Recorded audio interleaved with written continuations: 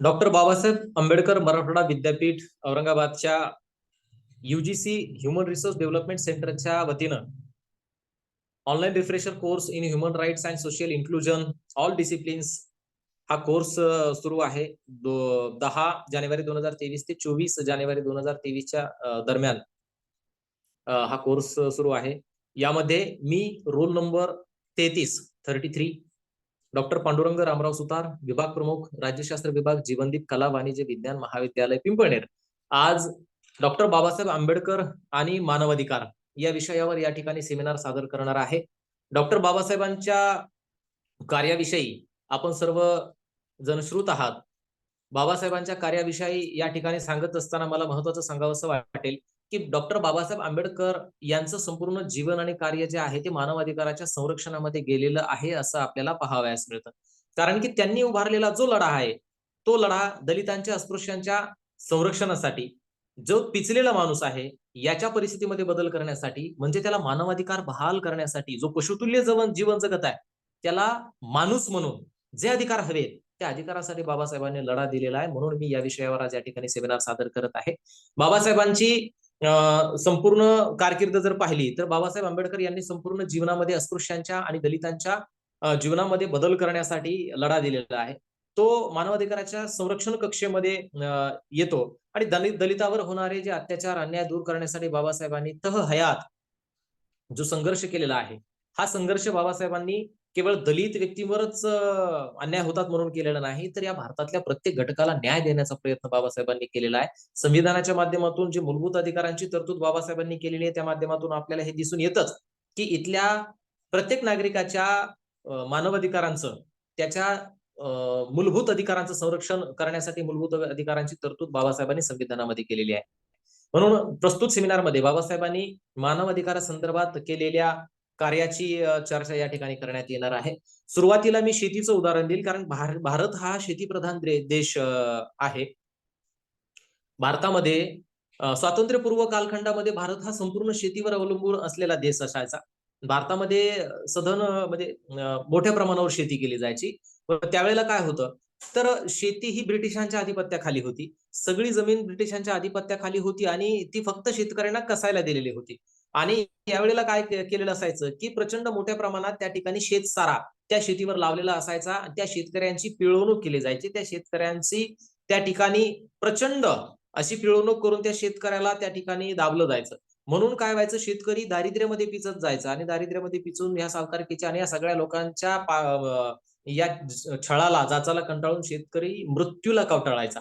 आजही आपल्याकडे शेतकऱ्यांच्या आत्महत्या होतात, यावरून आपण हे भयावह स्वरूप अनुभवू शकतो।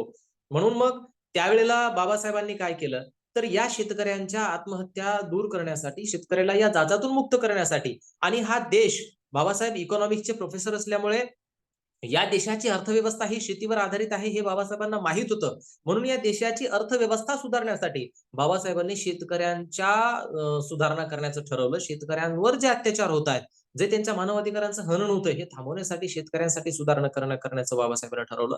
मग दरम्यान बाबासाहेबांच्या मुंबई प्रांतिक विधिमंडळामध्ये बाबासाहेबांची सदस्य म्हणून निवड झाली आणि मग सदस्य म्हणून निवड झालेली असताना याच काळामध्ये बाबासाहेबांनी शेतकऱ्यांच्या शेतसाऱ्या संदर्भात प्रश्न मांडला आणि मग ब्रिटिश सरकारनं या शेतसाऱ्यावर एक लँड रिव्हेन्यू कमिटी 1925 मध्ये त्या ठिकाणी अपॉइंट केली आणि त्या लँड रिव्हेन्यू कमिटीने अहवाल सादर करावा असं त्यांना सांगण्यात आलं। लँड रिव्हेन्यू कमिटीने बाबासाहेबांची साक्ष तर कटाक्षाने टाळली, परंतु तरीही बाबासाहेब लँड रिव्हेन्यू कमिटी समोर स्वतः हजर झाले आणि त्यांना सांगितलं की मला तुम्हाला या विषयासंदर्भात बोलायचंय। त्यावेळेला या 18 जुलै 1925 रोजी केसरीमध्ये एक लेख प्रसिद्ध झाला होता शेतसाऱ्या संदर्भात। मग बाबासाहेब तो लेख वाचून प्रचंड दुःखी झाले, की म्हटले की बाबा ज्यांना कधी शेती माहित नाही, जे कधी बांधावर गेले नाही, ज्यांना शेतकऱ्यांचे दैन्य दासे दुःख माहित नाहीत, ज्यांना आयुष्य माहित नाही, त्यांनी शेतसारा किती द्यावा यावर लेख लिहावा हे हास्यास्पद आहे आणि प्रचंड अन्यायकारक आहे। कारण त्या ठिकाणी तुम्ही सरसगट जे जमिनीचं मूल्यमापन करता, म्हणजे सरसगट शेतसारा लावण्याचा जो प्रकार आहे हाच मुळात नेमका अन्यायकारक आहे।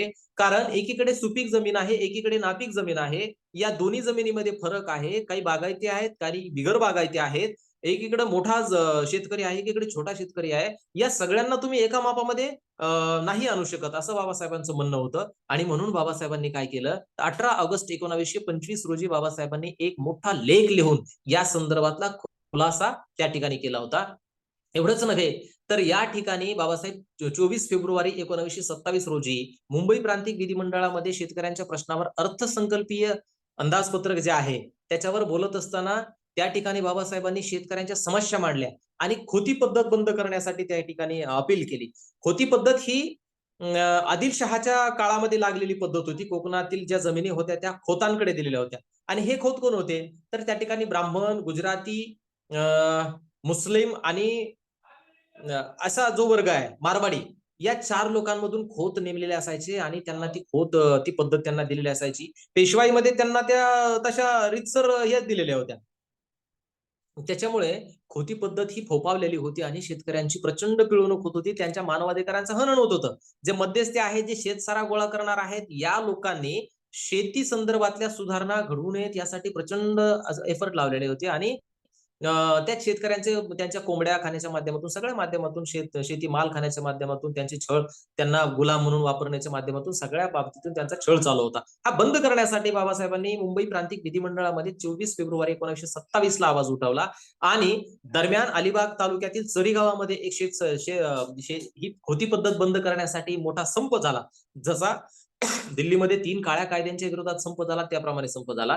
7 वर्ष हा संप चालला आणि 7 वर्षानंतर या संपाला तत्कालीन महसूल मंत्री मोरारजी देसाई यांनी एक समिती नेमली आणि त्या समितीने आपला अहवाल सादर केला की ही खोती पद्धती खरंच अन्यायकारक आहे आणि मग ती खोती पद्धती बंद करण्यात आली. मग यावेळेला काय झालं की 16 मे 1938 रोजी चिपळूणच्या एका सभेमध्ये जो खोती पद्धती बंद केली याच्या विजय सभेमध्ये बाबासाहेब शेतकऱ्यांना संबोधित करताना म्हणतात की ही पद्धती बंद झाली, आता तुम्ही मानव म्हणून जगा आणि आता स्वतःच्या हितसंवर्धनासाठी जागे व्हा.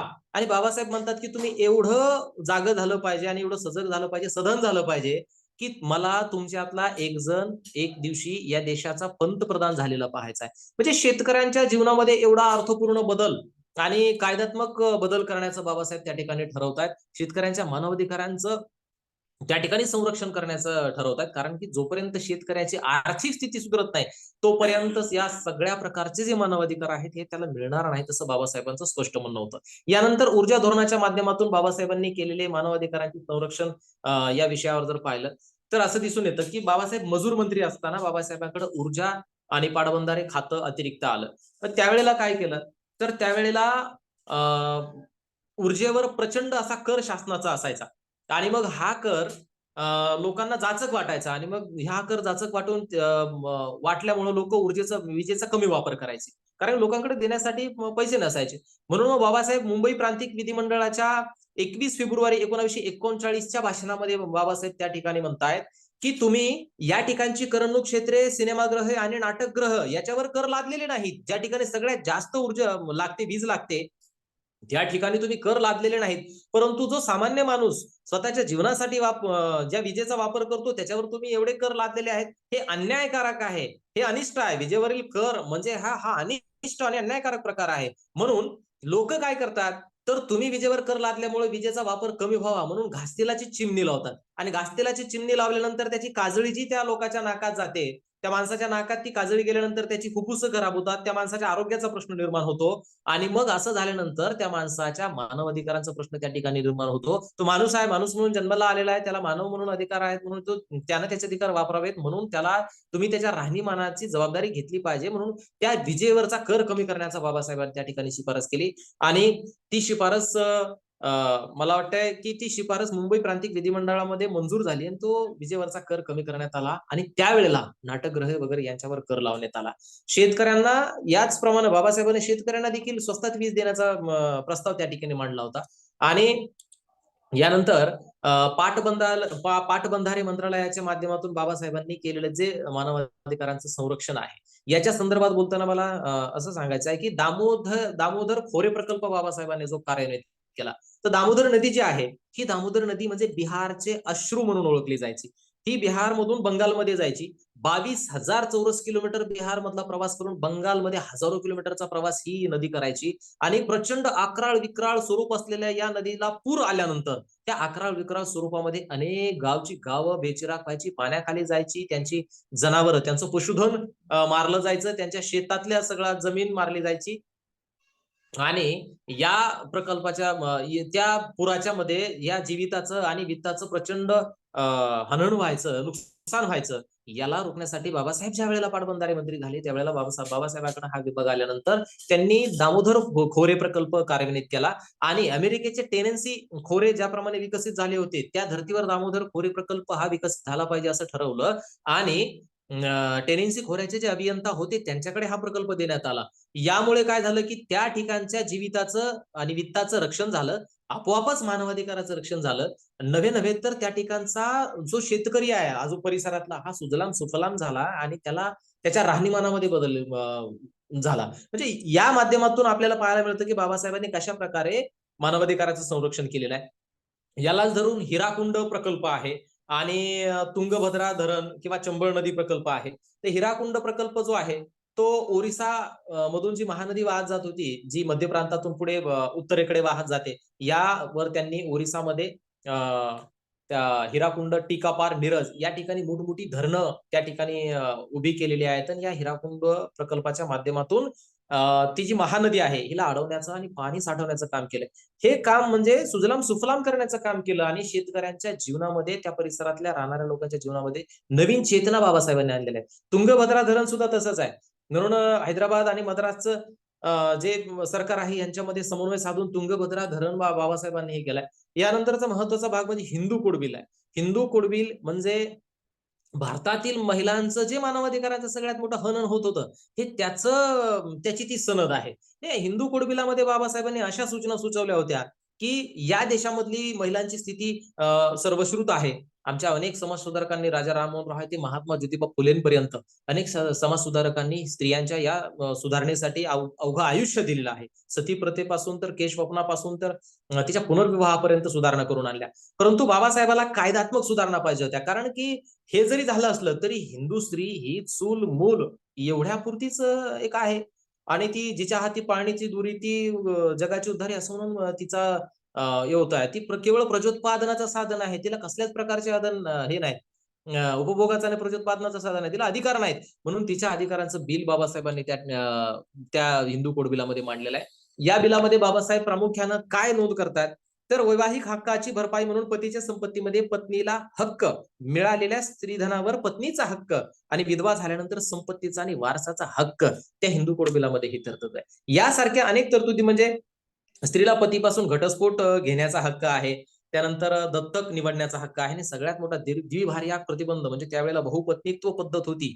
हे मानवाधिकारांचं उल्लंघन आहे बघा. स्त्रीवर शारीरिक, मानसिक आणि ज्या सांस्कृतिक वगैरे ज्या प्रकारचे छळ स्त्रियांचे व्हायचे त्याच्यापासून रोखण्यासाठी द्विभार्याक प्रतिबंध म्हणजे एकपत्नीत्वाचा कायदा आणि नंतर स्त्रीला स्वतःचा वारस ठरवण्याचा कायदा अशा अनेक तरतुद्या त्या हिंदू कोड बिलामध्ये बाबासाहेबांनी केलेल्या होत्या. म्हणून बाबासाहेबांनी हिंदू कोड बिलाच्या माध्यमातून महिलांच्या अधिकाराचं संरक्षण केलं. आणि त्यावेळेला पंडित जवाहरलाल नेहरू यांनी दस्तुरखुद बाबासाहेबांना सूचना सुचवल्यानंतर बाबासाहेबांनी बघितलं तर ते बिल अक्षरशः बदलून टाकलेलं होतं.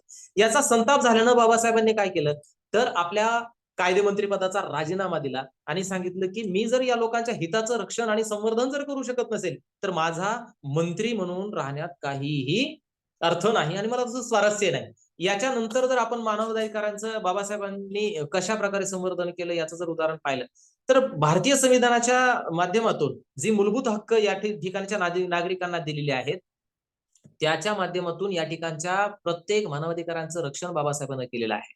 यामध्ये समानतेचा हक्क आहे, याच्यामध्ये स्वातंत्र्याचा हक्क आहे, याच्यामध्ये शोषणाविरुद्धचा हक्क आहे, याच्यामध्ये धर्मस्वातंत्र्याचा हक्क आहे, यानंतर सांस्कृतिक व शैक्षणिक हक्क आहे आणि संविधानिक उपाययोजना हक्क आहे. याच्यामध्ये या देशातला कुठलाही नागरिक कोणाचा गुलाम नाही, तो स्वतंत्र आहे. तो या कायद्यापुढे सगळे समान आहेत आणि जे शोषण आहे या शोषणाविरुद्ध त्याला दाद मागण्याचा अधिकार आहे. त्याला धार्मिक स्वातंत्र्य आहे. हे सगळे हक्क बाबासाहेबांनी त्या ठिकाणी त्या व्यक्तीला प्रदान केलेले आहेत. आणि म्हणून मानवाधिकारांचं संरक्षण करण्यामध्ये बाबासाहेबांनी जी प्रमुख भूमिका बजावलेली आहे ती या ठिकाणी सारांश रूपाने सांगायचं झाल्यास शेतकरी पाटबंधाऱ्याच्या माध्यमातून सर्व माणसं आणि संविधानाच्या माध्यमातून भारतातील प्रत्येक नागरिकाला मानवाधिकाराच्या कक्षेमध्ये आणण्याचं, त्याच्या मानवाधिकाराचं संरक्षण आणि त्याचं हितसंवर्धन करण्याचं काम बाबासाहेबांनी केलेलं आहे असं मला या ठिकाणी या युजीसी ह्युमन राईटच्या रिफ्रेशर कोर्सच्या सेमिनारच्या माध्यमातून सांगायचं आहे. मी सर्व आयोजकांचं या ठिकाणी धन्यवाद देतो की त्यांनी मला या ठिकाणी या कोर्स संदर्भात बोलण्याची संधी दिली. थँक्यू.